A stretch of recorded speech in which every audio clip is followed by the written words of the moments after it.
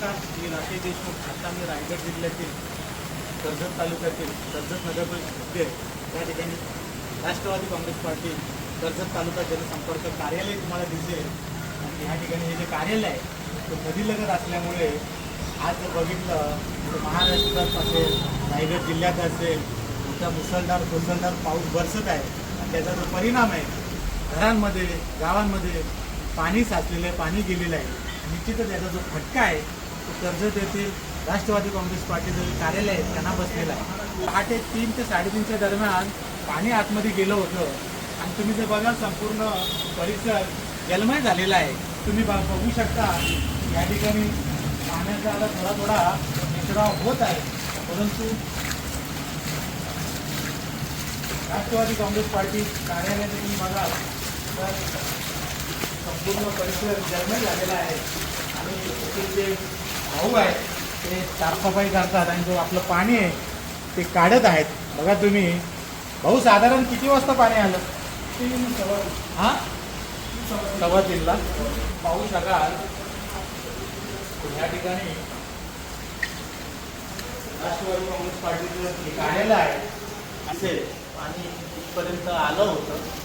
बघा, राष्ट्रवादी काँग्रेस पार्टीचं या ठिकाणी सभा होते, मीटिंग होते, ते संपूर्ण बघा पुढच्या इथं भरलेलं आहे. आणि इकडचे जे कागदपत्र आहेत ते वरती ठेवलेले आहेत. पाहू शकाल अशा पद्धतीने सगळं जो गाळ आहे तो टाकलेला आहे. संपूर्ण जो कार्पेट होता तोही ओला झालेला आहे. मोठ्या प्रमाणात नुकसान पण झालेलं आहे. आणि शिवशाही कन्स्ट्रक्शनचं ऑफिस बघा,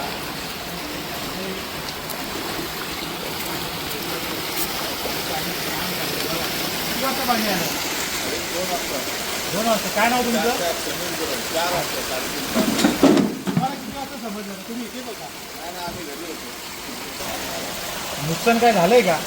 हां, म्हणजे आम्ही तरी तयारीच होतो. अच्छा. पण आतमध्ये पाणी आलंय. या ठिकाणी पाणी आलं होतं, त्यांनी बाहेर काढलेलं आहे.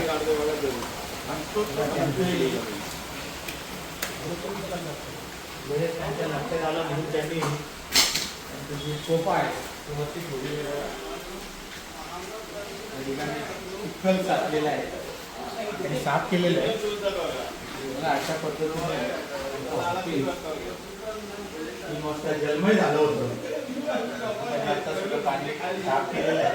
गेले 6 दिवस झाले मुसळधार पाऊस पडतोय आणि त्याचा फटका सर्वत्र रायगड जिल्ह्याला बसला आहे. महाराष्ट्रभर बसलेल्या नद्या दुधडी भरून वाहतात आणि आपली कर्जतची उल्हास नदी दुधडी भरून होते. आणि हा 5वा पूर ऑफिसमध्ये वृंदावन निवास सहकारी गृहनिर्माण संस्था मर्यादित बघा, ही जी परिसर संपूर्ण जलमय झालेला आहे. बघा तिकडे प्रादेशिक कृषी संशोधन केंद्र तेही जलमय झालेलं आहे.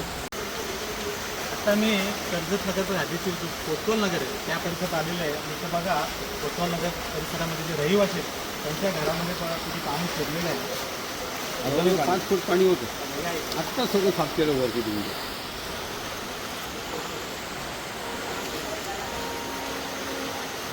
पाण्याची पातळी इथपर्यंत होती. बघा, काय नाव तुमचं?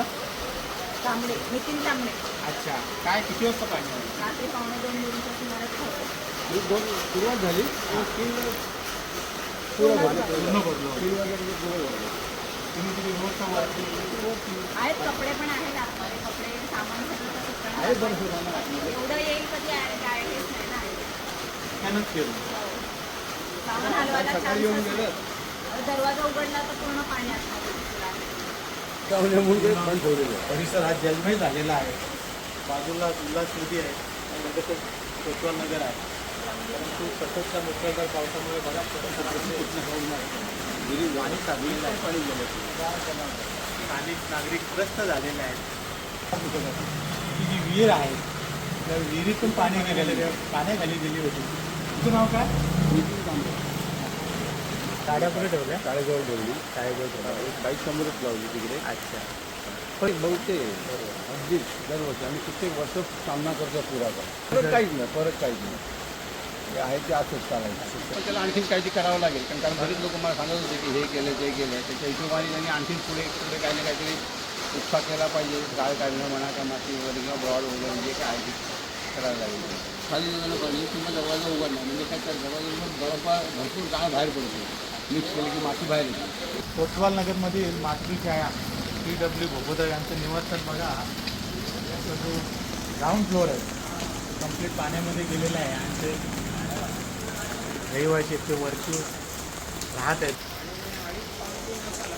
ठीक आहे, तुम्ही ती व्यवस्था आधीच करून ठेवलेली असं का?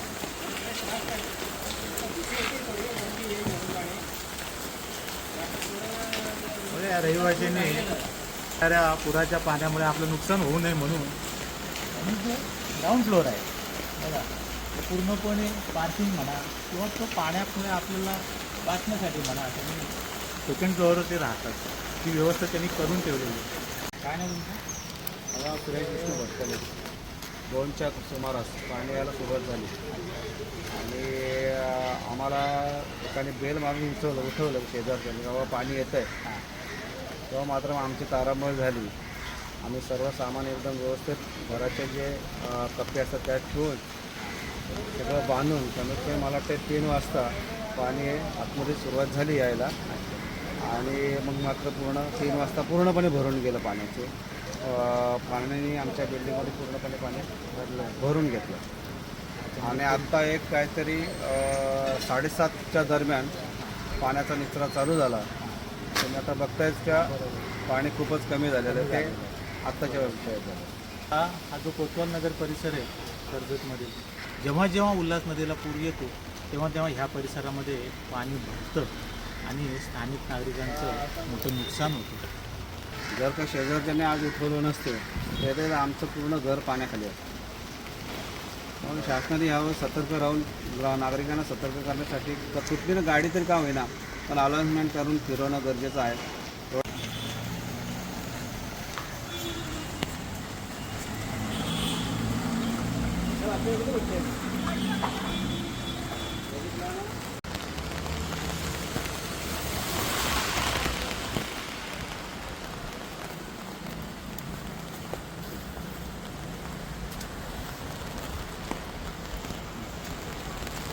मी बाळासाहेब भवन आमदार श्री महेंद्रजी थोरवे यांचं जे ऑफिस आहे, यांचं जे शिवसेनेचं कार्यालय आहे त्याच्याबरोबर मी समोर आहे.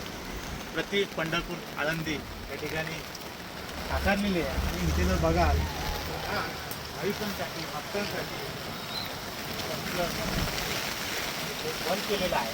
उल्हास नदी दुधडी भरून वाहते बघा तुम्ही आणि तिथं कुठली दुर्घटना कुठला हादसा होऊ नये त्याच्यामुळे जो गेट आहे तो बंद करण्यात आलेला आहे. खबरदारीचा उपाय म्हणून तो गेट बंद करण्यात आलेला आहे. उल्हास जी नदी वाहते त्या बघतच आहे बघा, नदी ही दुधडी भरून वाहते बघा.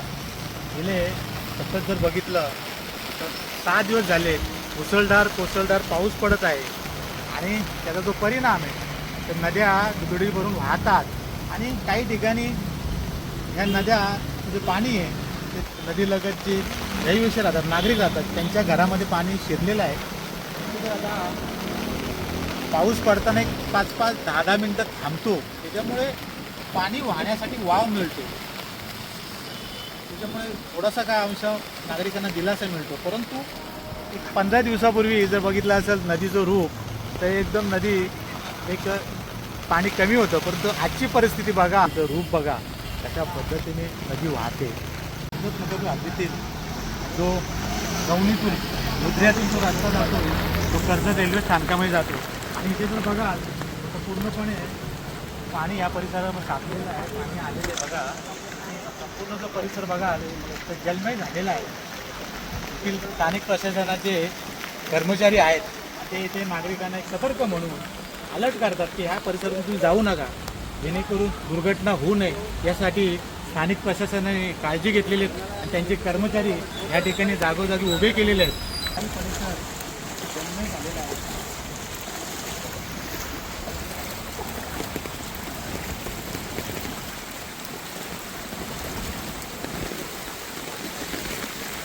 आपले कुठे गेलेले गावात ना आलो इकडे बघायला काय तिकडे पण पाणी झालं आपल्या तिकडे मग वैद्य ते तिथं ठिकाणी आलेला आहे रस्ता संपर्क आहे या परिसरामध्ये ह्या परिसरातून तुटलेला आहे किंवा अपार्टमेंट आहे अशा पद्धतीने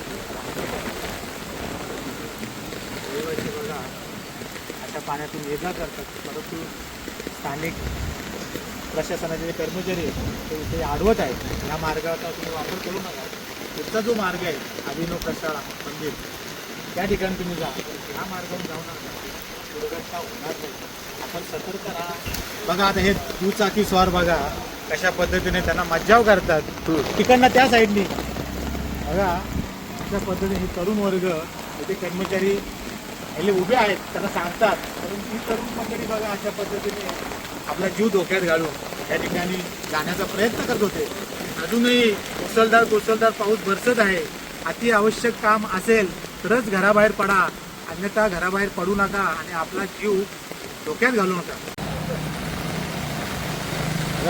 असे नागरिक जीव धोक्यात घालून या परिसरातून प्रवास करतात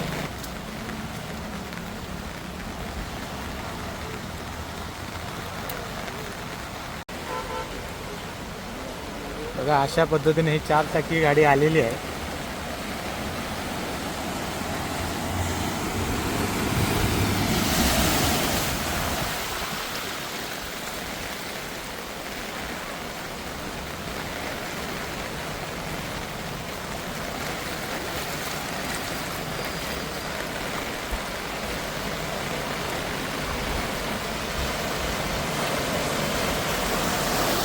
काय नाव आपलं माझं नाव किसन श्रीखंडे कुठे चालले पनवेलला चाललो बस बरं तुम्ही ह्या आता इथे एवढं पाणी साचलंय तुम्ही ह्या मार्गाचा का वापर केला रिक्षाने मी इथे आलो ना अच्छा. बस अच्छा. जायचं मला ओके ओके एनएमटी बस अच्छा एनएमटी बसने मला जायचं आहे अच्छा. इकडनं आलो परंतु आता इथे स्थानिक प्रशासनाचे कर्मचारी थांबलेत ते आता आपल्याला इथं सांगतात की इकडनं प्रवास जाऊ नका म्हणून परंतु पाणी वाढण्याची शक्यता पहिले आहे मार्ग मला लांबून आहे ना असल्यामुळे तुम्ही आलात. असल्यामुळे नाही बरोबर परंतु आपला जीव धोक्यात घालून अशा पद्धतीने प्रवास करणं चुकीचं आहे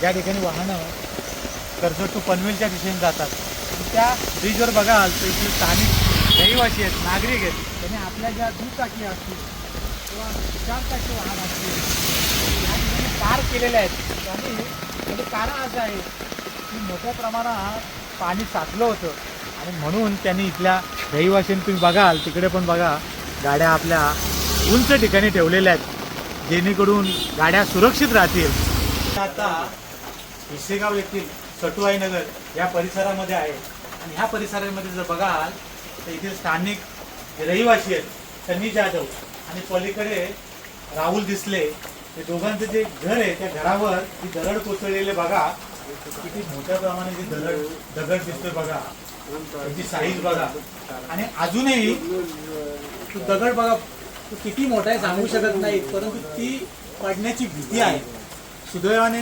जीवितहानी झालेली नाहीये परंतु त्यांचं आर्थिक नुकसान झालेलं तुम्ही बघाल घराची जी मागची बाजू आहे पत्रे ते पूर्णपणे निघून गेलेले आहेत राहुल दिसले यांचं जे घर आहे बघा या ठिकाणी बघाल पूर्ण मातीचा ढिगारा साचलेला आहे आणि ते नष्ट झालेला आहे अशा पद्धतीने 2 घरांचं नुकसान इथे झालेलं आहे मातीचा ढिगारा आहे जी टेकडी आहे आणि टेकडीच्या लगत हे घर असल्यामुळे हे दगड पडू शकतात इथे एवढ्या मोठ्या प्रमाणात हे दगड कोसळलेले आहेत बघा हा परिसर बघा कसा झालेला आहे धोका अजून टळलेला नाहीये त्यांचं आर्थिक नुकसान झालेलं आहे नाव तुमचं काय किती वाजता घडलंय हे सायंकाळी 7 वाजता घडलं.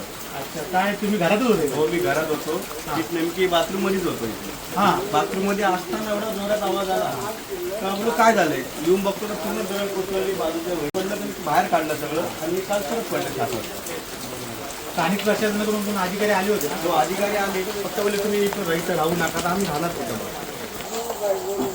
काय परिस्थिती झालेली आहे बघा अशा पद्धतीने त्यांचं घराचं नुकसान झालेलं आहे परंतु अजून धोका पूर्णपणे टळलेला नाही अजूनही मोठमोठे दगड तिथे आदांतरित आहेत, ते कधीही कोसळू शकतात, पडू शकतात.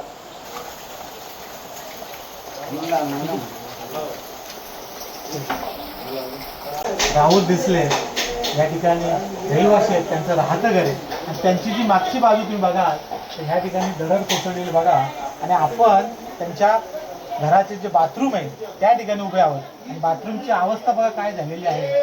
संपूर्ण जो दगड आहे तो त्यांच्या बाथरूमवर कोसळलेला आहे आणि त्यांचं आर्थिक नुकसान झालेलं आहे. ती पाहू शकाल या ठिकाणी टॉयलेट आहे. अशा पद्धतीने 2 घरांचं नुकसान या ठिकाणी झालेलं आहे. संध्याकाळी 7:30 ते 7:30. आता तुम्ही सर्वजण घरात होता हो, म्हणजे मी बाहेर होतो आणि मुलगा, बायको, आई सगळे घरात होतो. पण सुदैवाने की ह्या बाथरूम ह्या साईडला कोण नव्हतं, सगळे हॉलमध्ये होते आणि एक आवाज झाला मोठा, तर मला कळालं काहीतरी झालं. मग बाहेरून बघतो तर मग हे सगळं असं अस्तव्यस्त होतं. सगळं नुकसान झाले सगळं आपल्याकडे. स्थानिक प्रशासनानं कोण कोण येऊन गेलं?